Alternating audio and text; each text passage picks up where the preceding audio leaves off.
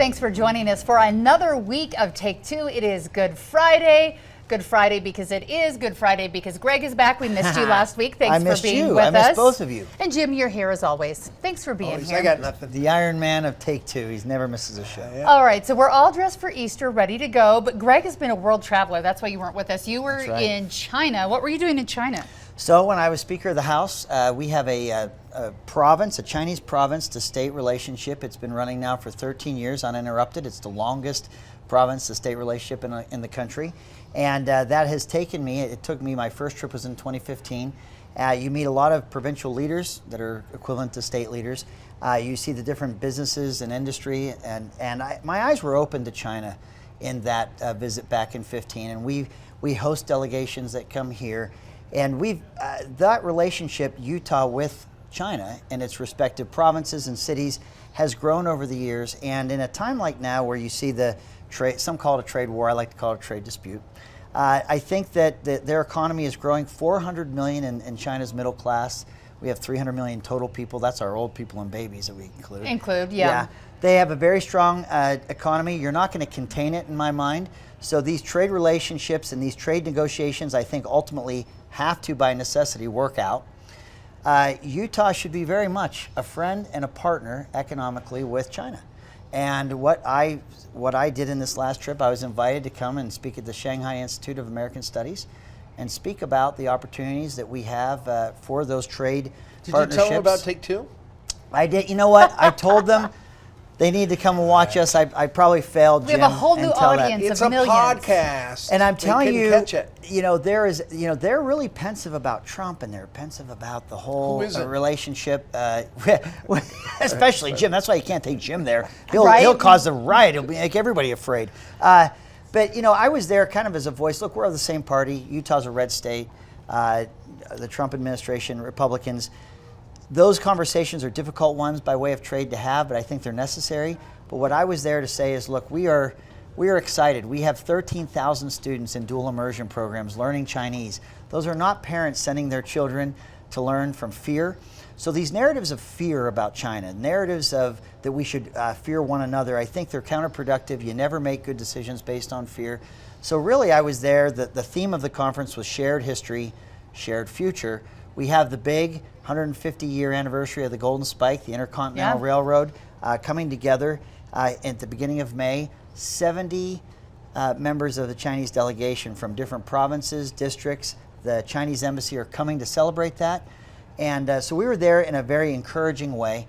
And I think that it's important to note, and this is why I'm glad we brought it up on the show, for a long time, the relationship of Chinese railroad workers in building the railroad, the Intercontinental Railroad, was not something seen positively. It was seen as maybe a dark time in history in terms of how Chinese railroad workers were treated. There was racism at the time.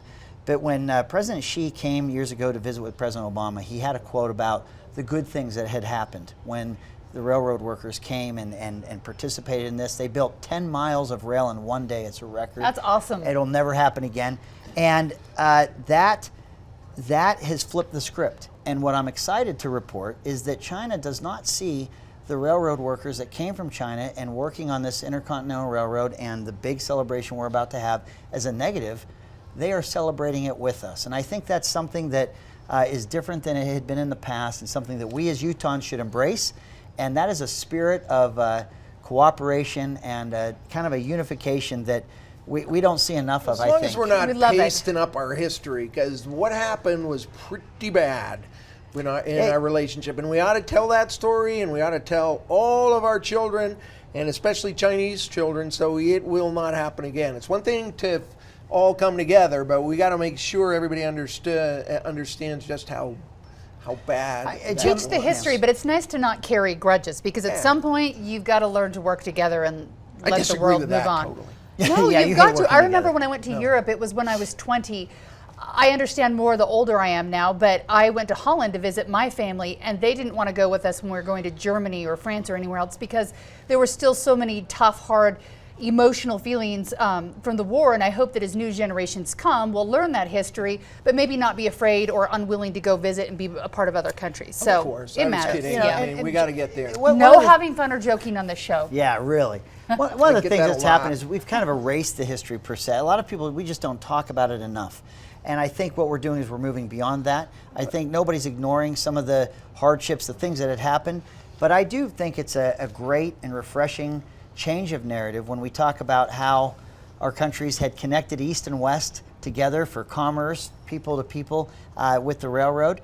And really this celebration, when we see this many coming from the government, respective governments of provinces and districts and the central government and the embassy, we're going to connect East and West, I think, through this celebration, and Utah's going to lead the way. I think it's going to be a great narrative, and Utah's the perfect state to. All right, let's talk right. policy for a minute about China before. Okay, but you got to be fast because I was told next topic in my ear. Yeah, right. Well, tell your ear that. Okay. It'll be all right.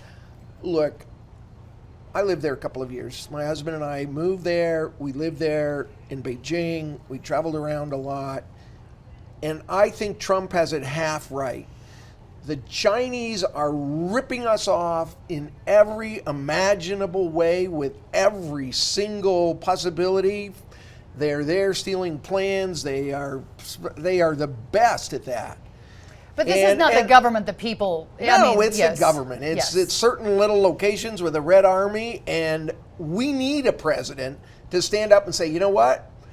We probably can't stop you from doing that, but there's going to be a hell of a price to pay. Unfortunately, that's not what that's not the battle the president is fighting. It's off to do with a bunch of other little detail-y things. So I hope that somehow through all of this wonderful niceness and everything, we can remind the Chinese, stop it, or else there's going to be consequences, because that's really, really important. The playing field has to be fair. All right, important issue there. Yes. All right, next one here. So it was a big week for Jim Dabakis. He got to hang out with Senator Elizabeth Warren. She is one of probably almost 3 dozen We stopped the last topic to go to Elizabeth Warren? I know, right? 3 dozen Democratic presidential candidates. I don't know if it's up to that many, but a lot. I was It's like 1 million. Impressed that she had, a crowd. I would say maybe more than 1,000. I wasn't there to count, but there was a big line out the door. A lot of people wanted to hear from her. Someone left a box out front of the depot. There was a small bomb scare that went away in a few minutes, so luckily that wasn't an issue because we want to wholeheartedly welcome candidates into the state. But you met with Senator Warren. What happened? Well, Matt, yeah, you hugged, you said hello across the room? Yeah, and I smelled her hair, and then we moved on. But I just want to say how cool it is. Now, this is the second presidential candidate of the Democrats. Mr. Castro is here, not Fidel, Raul. And we... You said it. I didn't. It's so good. And not only that, but they're not just zooming up to Park City, grabbing a briefcase full of money and then heading out. They're staying at rallies, they're talking, and I think that is wonderful for democracy, and I hope we can get all 900. But there's 330 people in America, and I understand a little over I think there's more than 300 people in America. 330 people. 330 million, and almost 68 million are running for president on the Democratic side. So I'm just saying, there are a lot, bring but it on. I'm glad that she was here. I think it's important that she didn't use this as a cash stop as usual. And she did say on Twitter before she came that she's running for president of all 50 states, which I think is something that's lost on some candidates. So super, super important there. You did not drop by on your way into town? I did not. Her wake was felt by many of us as policymakers or those that care about public policy. And Bears ears. She wants to send it back to the well, Obama. It's not just even Bears ears. She just wants to all 70% of our state land mass, which is BLM, either owned by federal government through the Bureau of Land Management or some other description. She wants to shut down all activity on all that land. And I think that's nice for her to say. But if you talk to the county commissioners and those families and those that are on those lands, or you have an extraction industry that does exist there, I think that would be a very draconian outcome for people in the state of Utah. Is extraction a nice word for? Are you talking about oil drilling? Yeah, we've got clean, low sulfur, waxy crude. We have clean coal, and what I mean by clean, because I've been challenged on that term. On the word clean and coal going in the same sentence. Our sentence? sulfur content is lower than Australia. It's lower than Indonesia, and when you have coal-fired power plants in Japan and South Korea and in China, who have every intention in the world of using coal, why wouldn't you want the lowest sulfur content that has a high BTU? Utah's coal will never satisfy that whole demand, but if you could bring a coal that would create lower emissions, if we really care about the whole global climate change, I would think we would embrace things like that, not try to find roadblocks to it. And I think that's what Elizabeth Warren's message was. Jim, don't talk about coal. Don't talk about coal. It's so self-evident that there's no future in it. But talk about Elizabeth Warren is right here. Bring back full Grand Escalante, bring back Bears Ears, and also cut down on what's going on public land. You have the legislature and the governor over here, and they are fanatic radicals. Let's drill in and around our national parks. Let's not preserve anything. Let's turn it all over to the fossil. Let's take the book cliffs and let's build roads everywhere. What I'm saying is what the Republicans set us up, the legislature and the governor, for is a catastrophe, because President Obama declared this, President Trump undeclared it. Elizabeth Warren is saying, I'm going to declare it back. We had a chance. Rob Bishop blew it. He had a generational opportunity with his chairmanship, and you had the Obama administration that was sitting down saying, get us a plan, a long time, generational plan. Let's trade Sitla land. Let's make this sensible for Utah. And Bishop didn't have the guts to do it, and the legislature didn't. They were holding out for the whole enchilada, which they got, but it is a hollow victory that they got in a quick political gambit, but we're right back to square one. We need a big long-term solution that Utah Republicans are going to have to sacrifice their fantasy that the federal government is going to turn over all the public land to them. It's not going to happen. Okay, but do we really want the federal government and each president coming through, whether it's a Republican or Democrat, looking to the West, looking at a land and wanting to put their name on it without probably knowing as much as they should and just waving the magic wand and saying, this is my legacy? Because sometimes I feel like the thought process hasn't gone through. Maybe the consultation with the states doesn't happen, and then you get decisions. There's no consulting with Utah. They put bags over their head. They say, we want everything our way. No. We're gonna. I went 3 times to Washington and met with the Obama people. They were so infuriating to me. They kept waiting. We know Rob Bishop is working on this plan and blah blah blah. They were never working on a plan. They were stalling. Did you ever go meet with Rob Bishop? He wouldn't meet with me. He would not meet with me. These people do not want a reasonable compromise, which is going to happen in the long term. We need to protect this much public land. We need to trade this much Sitla land. And we need to tell those rural county commissioners, you know what, guys? What do you want? You want to go back and forth with no consistency, or you want to make some concessions? I'm going to blend a bunch of topics here. Okay, go for it. Wikileaks. One of the things that is never discussed in Wikileaks, because what they hacked I can't is wait legitimate. to see where this is going. I know. I look like I'm way out here. Let me pull it in. When they hacked Podesta's emails, one of the things they found that hasn't got a lot of discussion but is there was the Pew Foundation reaching out to Podesta as if he had some role in government. Mm-hmm. He seemed to be if you look at his emails, which no one's questioned the validity of, they just don't like that it got hacked. A lot of people were coming to him because he was running Hillary's campaign like he had levers within government. You had the Pew Foundation that was working on a compromise on lands with Rob Bishop, and they asked Podesta to stop Rob Bishop, Congressman Bishop's progress, to see if he could convince the Democrats to not allow that to go any further. That didn't get a lot of play, certainly didn't get it nationally, but it was amazing to me to see kind of the back channeling that was going on, probably without Congressman Bishop's even understanding how that was working. Congressman Bishop, he worked years and years to find some solutions. He was stopped at every turn by the Democrats. The Podesta emails show that there was a lot going on that people didn't know about in terms of trying to create that blockage. That's the one issue. Okay. Here's the other segment. When we talk about our tourism in the state of Utah, you want to know what damages? Archaeological finds and sensitive lands in the Bears Ears area, making it a national monument, bringing more tourists there, seeing more people that are now trampling over some of the areas that were pristine and protected. And speaking with someone who does search and rescue down there, they had an average of just a few that they do it voluntarily, where people would get lost. Since the announcement of Bears Ears, and it had happened in the end of the Obama administration, the number of people that had come because it was better known and getting lost, and the search and rescue that had to happen was quadruple the number it had been before. some of the damage to some of those areas had been seen that had not happened before. So again, sometimes we say we want this national monument to protect it, but just the mere designation of it, if you talk to the people that actually live on that land or have been part of that land, they will tell you that that designation does not necessarily end up protecting that very land. Yeah, I think you can see that when you go to Zion National Park. If you've been anytime recently, it's like the Disneyland of the outdoors, where you literally wait in lines to go to the bathroom, wait in lines to walk up trails, and having all of those people. I mean, we've done a great job advertising the Mighty Five, which might become the Bears Ears Mighty Six, but when people know about it, they come, the world comes, which is good, but humans are not nice to things the sometimes. State needs to understand that. Do you know in 2008, for our 43 state parks, the budget was $12.5 million of taxpayers' money that went. You know what it was last year? $4.5 million in actual money.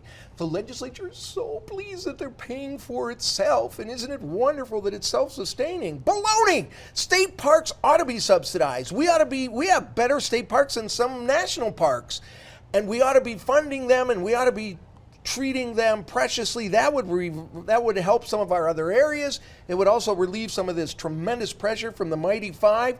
The legislature wants to keep it so they can sell it off to oil and mining and gas interests. Take Sitla, for example, which is the state people. They have a regulation that says if a piece of property is a 10 on beauty and a 2 on revenue, sell, sell, sell. We're not allowed to take that into consideration at all. It's all about revenue, even if it's a 2 and on beauty it's a 10.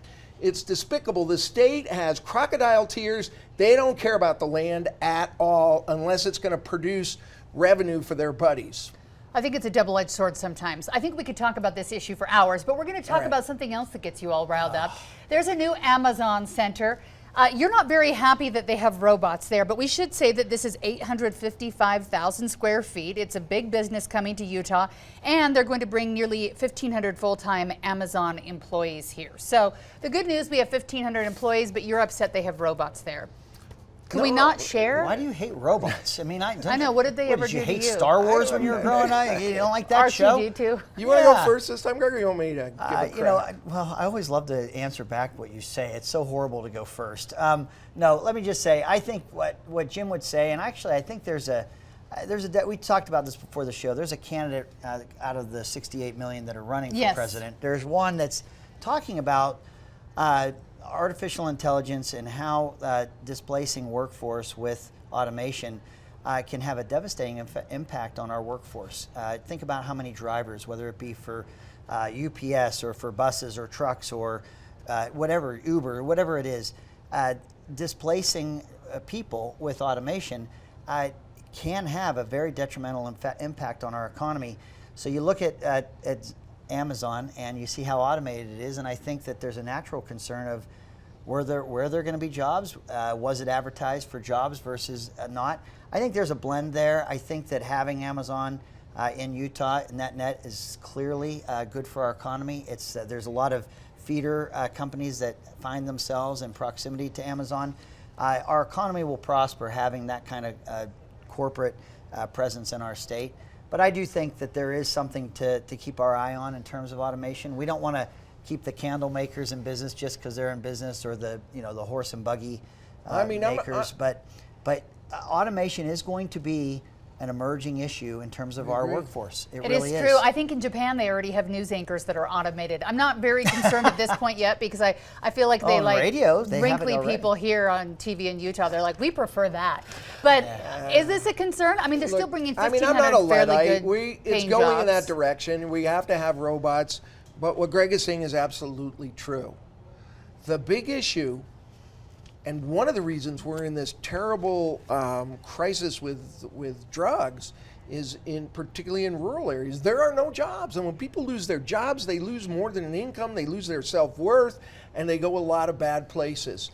So the next generation of politicians need to be thinking about keeping 400 or 500 million Americans working and somewhere to go every day.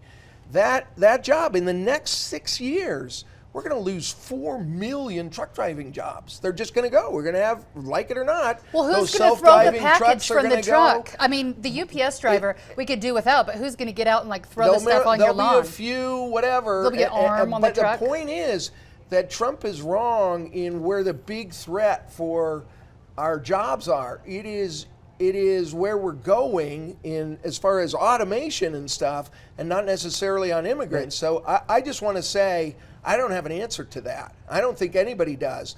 But a society that doesn't take that into consideration, that we need jobs and we need a population that is contributing, and that and while we got to move ahead with automation, we need to find for your the next consideration, thing. Jim. Think about this. When you have some political movements that want to artificially raise the minimum wage because they want it to be a living wage, it sounds great on paper, but what you're seeing in some of those jurisdictions that have done that is the automation. Instead of seeing that minimum wage being paid, you're finding kiosks that are now taking that job because financially for the business, it's more viable for them to have the kiosk. And we all want lower prices. Than to have politicians tell you have to pay more. Look at Amazon. So you got to be careful there about how we preserve a workforce. You could actually end the workforce if you do it in a way that's not. Here's what kills me: the governor's standing there and he just loves having that shovel in his hat, and I'm Mr. Jobs. What good? When we are at full employment in Salt Lake at this moment, and in Utah, what good are taking precious land in the Salt Lake Valley to create 1,300 jobs? 1,200 of them are not livable. You cannot pay on $13 an hour. You can't pay a rent. Where are you going to live and do that? No one suggests that's the end. Maybe that's not your career. Is that your stepping stone job to something better? Maybe, I don't know. We don't need stepping stones. We need real jobs where people can pay their rent. I know, but do you want kids in high school making like so much money they think they never have to work kids harder in high and go school further? working full-time jobs Jim, at Amazon? Do this. Trust the market. If that wage is so low that people can't afford their rent, they can't make their basic obligations and buy groceries, they're not going to have employees that will work for that wage. I think that the economy, the markets will adjust to what the cost of living in the area you're in, but you have to have a place to start, and you have to have a place for people to move forward. The longer they're there, their wage will increase. But when we, in the best of intentions, decide to elevate what a minimum wage is, calling it living, I think there's some unintended consequences but you're there. against any kind of welfare for, not against any, but you don't like the premise of welfare for people, and perhaps Medicaid expansion. And I'm not talking about you.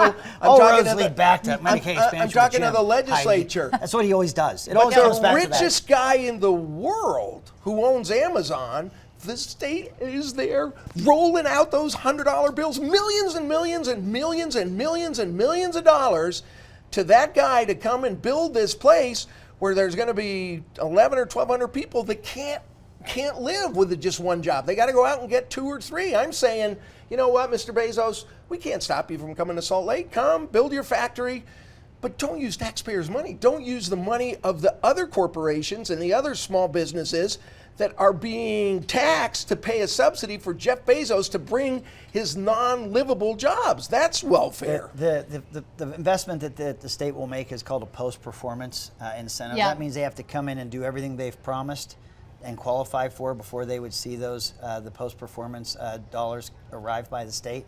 So we don't cede money to corporations to come here, but if they do promise certain economic benefits, in a post-performance model, the state has, through Governor's Office of Economic Development, they've provided that.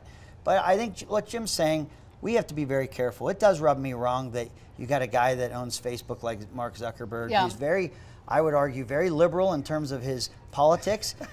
He loves candidates that would raise everyone's taxes, and then Facebook arrives in Utah and they want every tax break in the world.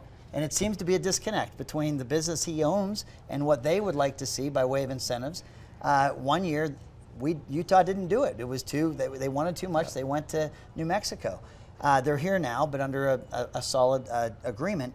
But you have a company that's looking for tax breaks with an owner of that company that supports candidates that would love to raise everyone's taxes and creates class warfare and says the rich, they're just they're bad. They don't pay enough. Yeah. It's a bit of disconnect. Jobs are tough topics, I know. We've been talking about this at my home. My daughter is in college right now. She has 2 summer jobs right now. And I'm still paying the roof over her head, but I kind of want her to work hard right now. And I don't want anyone to pay her $30 an hour because I want her to be like, oh, awesome, I'm heading back after the summer to get my degree so I can grow up and not do that. Wait a minute. If she's making $30 an hour, she can subsidize mom. Oh, I don't want that though. I want her to learn to work What kind hard. of a mother are you? That's what I haven't put any glass ceiling over my college student. She is, her job is They can pay the her that best much she if she can wants, do. I guess. My fear is at the best she can do. I pay for her rent and her school, but I will tell you, she's halfway through college. Yeah. I fundamentally worry that when she gets her degree, if she'll be able to afford to live in Utah.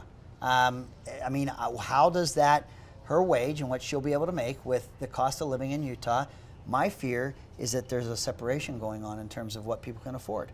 And so I'm a little worried about that. Just within my own home, I'm worried about that. Your kid's going to be living there forever. I know my first news job, I made $17,000. I think I qualified when I had my daughter for WIC and food stamps, which I didn't use. No, that was for the year. Per my broadcast? husband, yeah, my husband was going to school, I think, and made more money. So if they paid Heidi it by matters. the broadcast, can you imagine? I know, I'd be She's so on at 2 rich, and 6 right? and 8 and 10. And Okay, well, yeah, I we know. love that. I'm going to talk to my boss about that. Get paid per show. Yeah. Okay, we have to talk about a couple other things real quick. We're not going to beat the dead Mueller horse to death, but Mitt Romney read the report and released a statement today. So I wanted to read it to you because his statement went after the president more so than really anyone else has at this point. I know that you all feel differently about this, but I'm going to pull it up and read Republican it. anyway. I appreciate that he read the report before commenting, which I think is important. So here we go.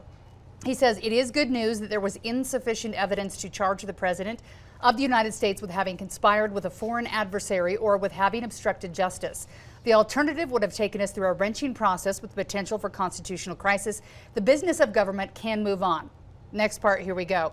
Even so, I am sickened at the extent and pervasiveness of dishonesty and misdirection by individuals in the highest office of the land, including the president. I'm also appalled that, among other things, fellow citizens working in a campaign for president welcomed help from Russia, including information that had been illegally obtained, that none of them acted to inform American law enforcement, and that campaign chairman was actively promoting Russia's interest in Ukraine.